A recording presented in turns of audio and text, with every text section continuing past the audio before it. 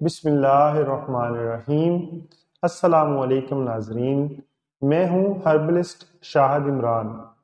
آج آپ کی خدمت میں ایک نئے ٹاپک کے ساتھ حاضر ہیں۔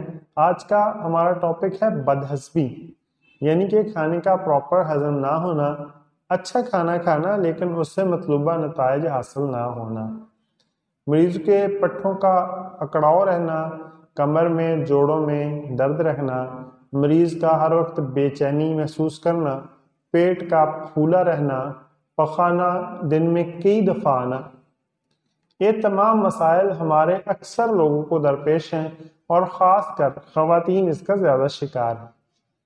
تو آج ہم جو نسخہ لائے ہیں انشاءاللہ العزیز اس کے استعمال سے یہ تمام مسائل حل ہو جائیں گے۔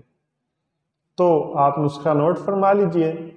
سونف 20 گرام، سوئے 20 گرام، اجوائن دیسی 20 گرام، دار چینی 20 گرام، خشک دھنیا 40 گرام، میٹھا soda 40 gram, پودینہ 10 gram, نشادر ٹھکری 10 gram.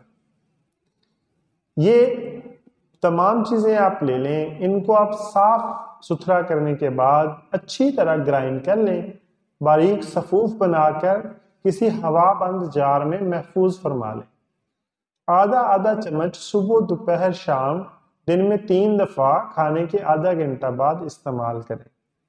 York acid کے مریض اور پٹھوں کے کھچاؤ کے مریض، ان کے لیے یہ نسخہ آب حیات سے کم نہیں۔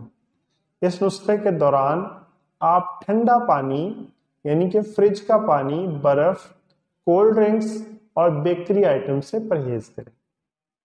تو آج کے لیے اتنا ہی، ملتے ہیں جلد کسی نئے ٹاپک کے ساتھ۔